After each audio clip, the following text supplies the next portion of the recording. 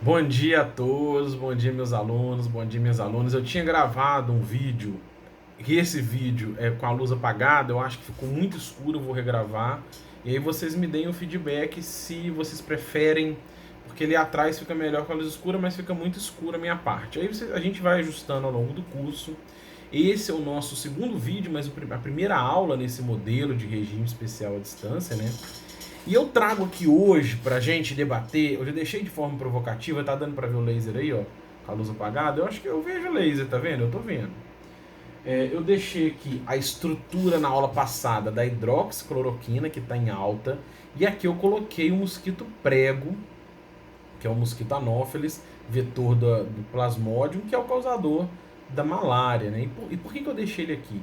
A cloroquina e a hidroxicloroquina são fármacos que foram inicialmente liberados para o uso contra a malária.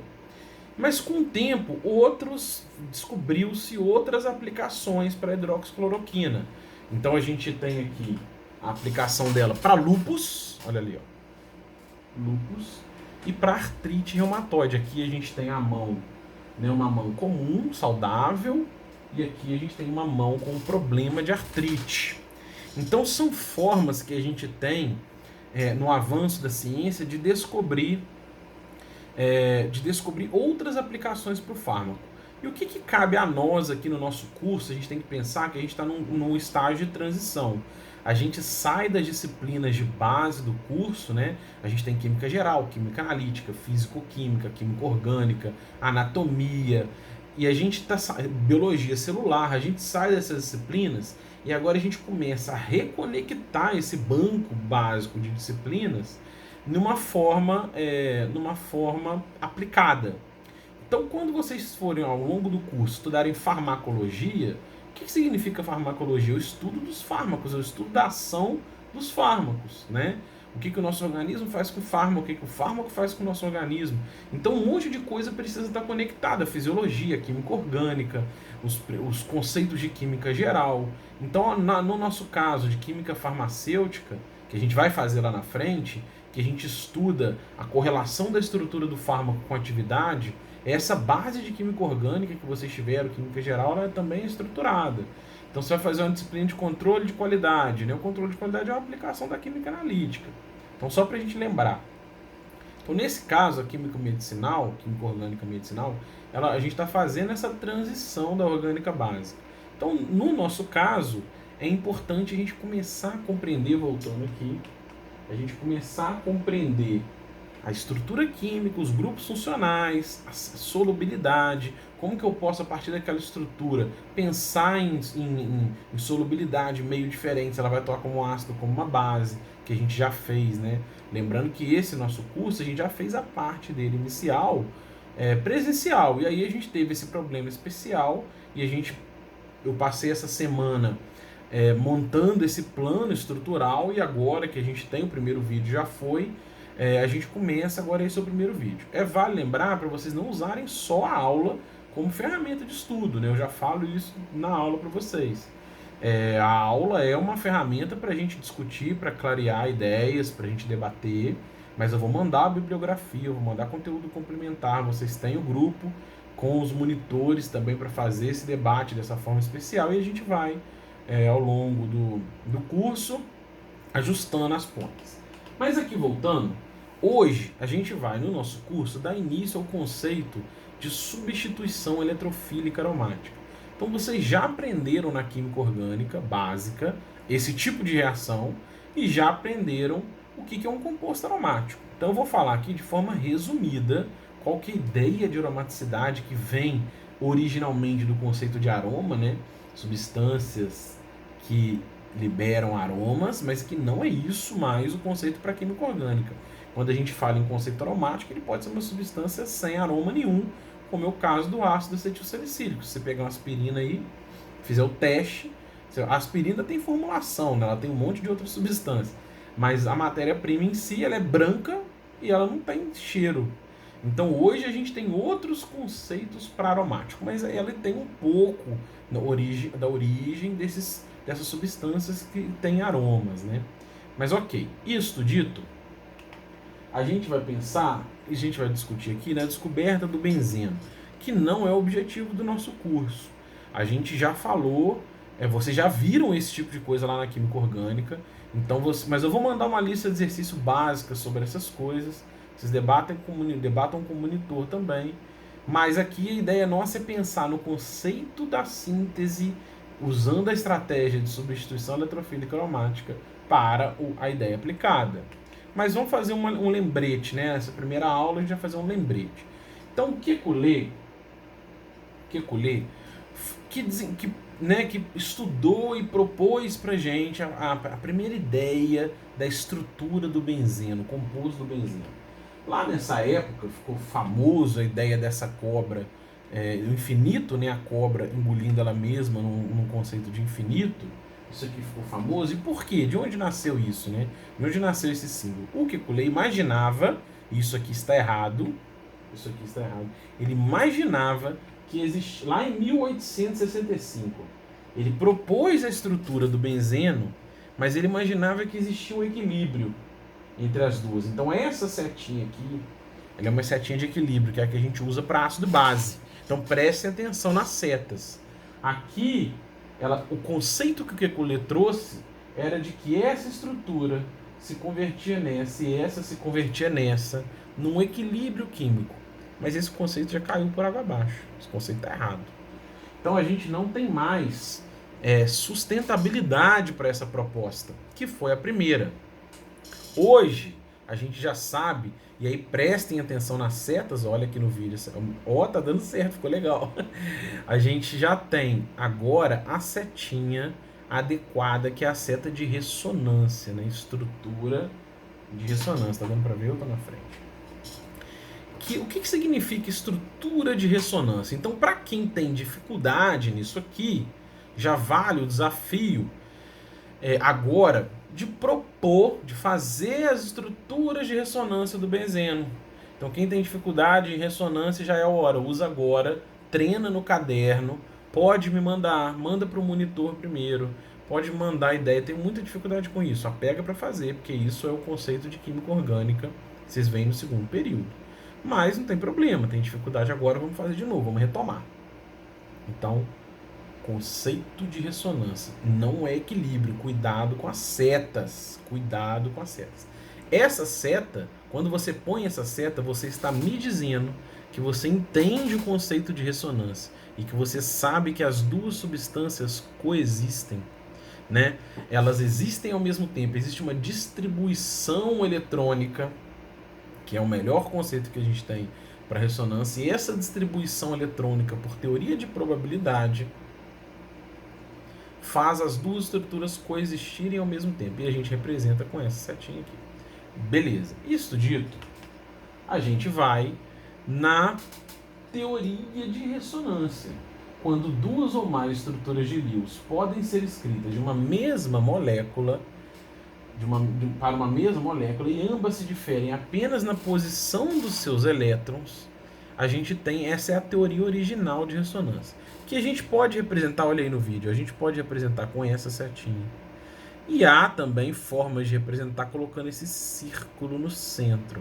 Quando você coloca esse círculo, você também está me dizendo que as duas estruturas coexistem e que elas têm uma teoria de probabilidade, uma distribuição eletrônica, e a gente representa isso com um círculo. É uma outra forma de representar a teoria de ressonância. É isso.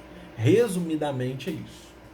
Então o efeito de ressonância gera estabilidade. Então a gente traz aqui o conceito de deslocalização eletrônica, que a gente já viu no ácido base. Né? Por que o fenol é muito mais ácido do que o álcool? Porque o fenol, né, lembrando no conceito nosso de ácido base, para a gente fazer esse lembrete, o hidrogênio do fenol, quando abstraído, gera uma carga negativa no oxigênio, que está distribuída, está deslocalizada, né, distribuída ou deslocalizada na estrutura, que foi aquela brincadeira que eu falei com vocês da batata quente. É isso. Então, o conceito de deslocalização eletrônica vocês já sabem. Beleza. Isto dito, né? Por isso que tem esse símbolo, que talvez vocês já devem ter visto, símbolo de Kekulé mostrando o infinito. Eu não consigo mostrar o laser olhando pela câmera, não. Tem que olhar lá. Beleza. E aí, a gente vem então aqui, o que que isso, né, em que isso se aplica? Se a gente olhar reações químicas, que você já viram, a gente vai rever um pouco. Se a gente fizer uma reação, por exemplo, de hidrogenação, né, no anel aromático, no alceno, numa dupla ligação, existe uma energia capaz de converter esse ciclohexeno, né, hexeno da dupla, vamos lembrar, no ciclohexano, naquela estrutura de cadeira que vocês aprenderam lá no orgânico. Existe uma energia. Quando eu tenho duas duplas, um dieno, a energia é maior. Mas quando eu tenho três duplas, que é o composto aromático, a energia não é a mesma, ela não é proporcional 3 vezes maior. É muito mais difícil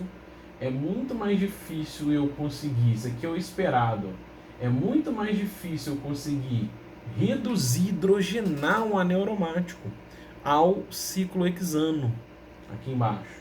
Por quê? Por conta da deslocalização eletrônica. Então esse que é a pegada da deslocalização. Isso aqui eu tirei do Kleiden, vou deixar na descrição também. Então, qual que é a ideia? Se a gente pegar, fizer uma reação de adição, uma reação de adição num alceno comum, uma dupla ligação comum, por exemplo, usando bromo, essa reação vai acontecer, sistema de adição. Se eu usar essa reação num anel aromático, eu não vou ter esse produto esperado, não vou ter, isso não acontece. Porque os elétrons estão deslocalizados, a energia para uma dupla reação acontecer ali não é proporcional e nem é a mesma. Não é a mesma e nem é proporcional. Não vai acontecer. Porque a estabilidade disso aqui é muito grande. Então o hidrogênio aromático está aqui embaixo. Um dos hidrogênios aromáticos é substituído por um eletrófilo. O que é isso? Como que a gente manipula, então, um anel aromático? Como que a gente manipula isso? Pelo que a gente vai aprender aqui agora, que é a substituição eletrofílica aromática, por essa forma. Então isso que a gente vai aprender aqui agora é uma maneira da gente fazer reações envolvendo sistemas aromáticos. É uma das maneiras. Então, essa ideia que está aqui, ó, a gente precisa, porque o anel aromático não é um nucleófilo poderoso, porque os pares de elétron deles não estão localizados. Então, ele não é um nucleófilo tão bom quanto, por exemplo, a amônia, né, o nitrogênio, que a gente já aprendeu um pouco. Então a gente precisa ativar o eletrófilo para que isso ocorra. Então a gente vai aprender um pouquinho para fazer esses eletrófilos ativados que são fundamentais no conceito. Então a ideia é a seguinte, aqui eu trouxe um quadro onde a gente tem diversos possíveis produtos de funcionalização a partir do benzeno. Ó, então a gente tem o benzeno e a gente pode obter diversos produtos a partir do benzeno por reações de substituição eletrofílica aromática. Quando eu falo em substituição eletrofílica aromática, quem que está atuando como nucleófilo? O benzeno. Ele vai atuar como nucleófilo. E o eletrófilo é o que vai entrar no benzeno, por isso é substituição eletrofílica aromática. O eletrófilo vai entrar no anel aromático. Então o composto final vai ter um anel aromático com um eletrófilo. Mas ele precisa ser um eletrófilo ativado, senão ele não vai atuar como nucleófilo. E a gente vai entender um pouquinho desses mecanismos. Eu vou mostrar o primeiro hoje para a aula não ficar muito grande. Depois eu apresento os outros, mas a ideia é a mesma. Então a gente pode ter, aqui eu trouxe, né, os principais. A gente pode ter reações de halogenação, se eu quiser obter um cloro, um bromo no anel aromático. Reações de nitração, que servem tanto para obter nitrocompostos, quanto para, a partir do nitro, eu fazer redução à amina e fazer uma série de outros compostos. Então uma reação muito importante também em química orgânica medicinal. A gente vai aprender reações de sulfonação, reações de alquilação e acilação de Fidelcrafts.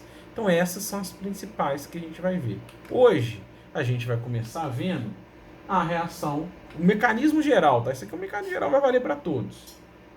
O mecanismo geral ele passa. A gente tem um anel aromático, um eletrófilo e um catalisador. Esse catalisador que está aqui, ele é fundamental para transformar o eletrófilo num eletrófilo ativado, para facilitar a nossa reação. E o mecanismo geral ele passa por o nucleófilo, olha bem, o nucleófilo é o anel aromático. A gente vai ter o eletrófilo, que eu marquei de vermelho aqui, que é o eletrófilo ativado. Isso vai passar por uma condição que a gente chama de, essa etapa aqui, a gente chama de íon arênio. Eu não coloquei aqui, não coloquei, ó, íon arênio. E esse íon arênio, a formação do íon arênio é a etapa lenta da reação. Por quê? Porque o anel aromático perde temporariamente a sua aromaticidade. Ele é estabilizado por ressonância, mas na regeneração da aromaticidade, que é a etapa 2, é que a gente está em etapa rápida. Então essa reação passa por duas etapas. Estão vendo aí? Opa, aí ó, duas etapas. A desaromatização, o ataque nucleofílico do anel aromático num eletrófilo ativado, depois a rearomatização. E a etapa 1, ela só acontece porque eu tenho a formação de um íon arênio que é estabilizado por ressonância e me dá energia suficiente para que essa reação aconteça, né? Senão a energia seria mais alta ainda. Então a energia é menor por conta do íon arênio. E é isso, resumidamente é isso. Então aqui eu vou tirar uma... Olha só, tá um aluno ali, né, fingindo que vocês estão fazendo uma pergunta. Né, a ideia é, como que a gente pode compreender esse mecanismo? Como é que a gente pode pensar nesse mecanismo? Então a ideia desse mecanismo é o seguinte, como eu falei, essa etapa lenta, que é uma etapa endotérmica, ela é determinante para a reação.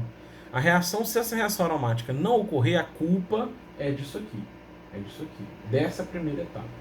Então, como que a gente poderia melhorar isso? Aquecer o sistema, colocar um outro catalisador mais eficiente. O eletrófilo precisa ser ativado o suficiente para que isso aconteça. E essa que é a etapa crítica.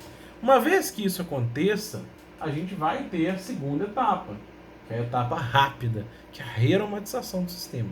Resumidamente é isso. Então, o mecanismo geral para todos, tá? Substituição eletrofílica aromática. O mecanismo geral, o anel aromático ataca um eletrófilo, esse eletrófilo precisa estar ativado. A gente tem a etapa lenta, que é o íon arênio, depois a etapa rápida, que é a rearomatização. É isso. É isso. Aí aqui eu vou mostrar, ó, na bromação dos alcenos, o alceno atua como nucleófilo e o bromo como eletrófilo. É parecido. Parecido. A gente tem o nucleófilo e o eletrófilo. A diferença é que esse tipo de reação não vai acontecer no anel aromático, porque essa reação é uma reação de adição. Eu vou adicionar, nesse caso aqui, eu vou adicionar os dois bromos. E no anel aromático a gente não vai ter uma reação de adição. Então, isso foi só uma observação. Como que a gente faz? Ó? A gente precisa... Então, o bromo é o nosso eletrófilo. Mas eu vou tratar o bromo com ferro para obter o tribrometo férrico, que é um eletrófilo mais ativo, né? Ele é um eletrófilo mais vulnerável, vamos dizer assim. Ele tem deficiência de elétrons maiores. Então a gente trata o bromo com o brometo férrico, né? O tribrometo férrico. E aí, olha só, isso aqui é uma reação ácido-base, então já vale o desafio.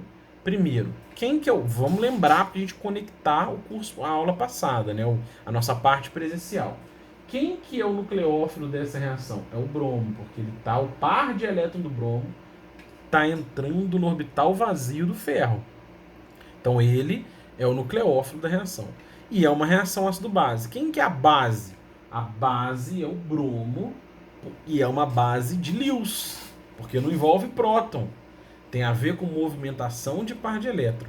Então a base de Lewis reage com o ácido de Lewis e forma, né, nesse momento, de uma forma iônica, o eletrófilo ativado da nossa reação. Então, uma reação ácido-base de Lewis. Vamos lembrar lá do conceito, quem tiver dificuldade, volta lá, faz os pares conjugados, quem é o nucleófilo, quem é o eletrófilo, para a gente aproveitar e treinar. Beleza. Então, o mecanismo geral a gente pode representar assim, ó, simplificado, uma reação ácido-base. Isso aqui é altamente eletrofílico, muito mais do que o bromo comum. Então, como que funciona uma substituição eletrofílica aromática? Eu tenho na primeira etapa a formação do eletrófilo ativado. O anel aromático atua como nucleófilo no bromo. Par de elétrons vai para o bromo, que está com carga positiva. Tem a formação do íon arênio, que é estabilizado aqui por ressonância, ó, íon arênio. Esse íon arênio estabilizado por ressonância, o bromo, lembra o bromo lá que sobrou? O bromo que sobrou? O par de elétrons desse bromo atua como base. Então aqui a gente já sabe que vai formar HBr. Vai formar HBr. Ele atua como base, abstrai o próton, e na hora que ele fizer isso, só o hidrogênio está abstraindo só o próton, o par de elétrons do hidrogênio regenera a aromaticidade. É isso. Aí a gente tem então o aleto, né, os halogênios, a gente fala de aleto, o aleto de alquila, da família 7A, é um aleto. O aleto de alquila, o produto da substituição eletrofílica aromática, HBr, e o catalisador original. O catalisador original é por isso que ele é catalisador. A gente pode usar só um pouquinho na reação, pouca quantidade, e ele é regenerado, então a gente não, ele não precisa adicionar mais. Você usa só um pouquinho, ele é regenerado e pode usar de novo lá em cima. Então ele fica contínuo até consumir todo o benzeno e obter, né, numa situação teórica, todo o produto. Quem de vocês aqui já faz monitoria, iniciação científica, a gente sabe que nesse tipo de reação a gente tem a etapa ainda de purificação e formações de produtos indesejados, que a gente chama de subproduto, e aí vem a segunda etapa. Mas para nós aqui a ideia agora é compreensão do mecanismo, é isso. O mecanismo é isso. Resumidamente é isso, gente.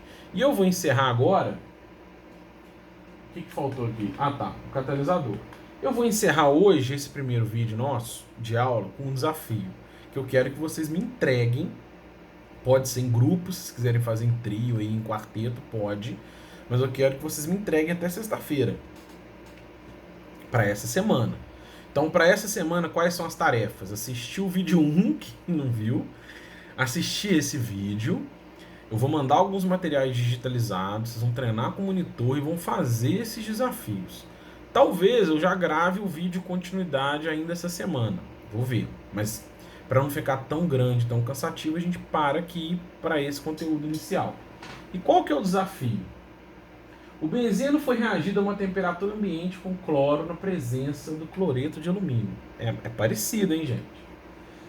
E aí eu obtive, então, o clorobenzeno, um aleto de alquila, só que agora com cloro. Eu quero que vocês representem a equação da reação. Quero que vocês representem os pares conjugados da reação ácido-base para retomar o conceito de ácido-base. E quero que vocês representem o mecanismo completo da reação. Mecanismo completo. Então é isso. A gente tem os vídeos como suporte, a bibliografia que está no livro, a gente tem monitor, e eu quero que vocês façam esse desafio, façam esse exercício, baseado nisso que a gente debateu aqui.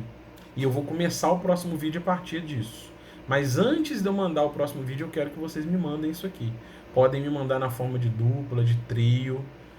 Não precisa fazer sozinho, se quiser juntar online com colegas aí, fazer. Mas quem quiser fazer sozinho também não tem problema nenhum. Me mandem no e-mail.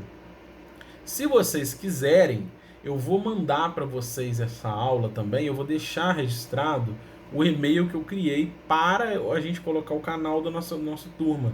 Então, se vocês quiserem, fica até melhor para não ficar muito confuso. Me mandem para o e-mail da aula, o e-mail da disciplina. E aí, se tiver alguma confusão, eu entro em contato com vocês. Beleza? Então, hoje a gente para por aqui o nosso vídeo e a gente vai dar continuidade a partir disso. E aí eu quero que vocês me deem o feedback. Como é que ficou a iluminação, a altura do meu som, se o projetor que eu pus aqui está fazendo barulho, né, a visualização ali atrás, se apaga a luz ou não, para a gente ir passando o curso ao longo desse momento, sem maiores, né, evitando mais desgaste. E é isso. Não deixem de fazer os desafios.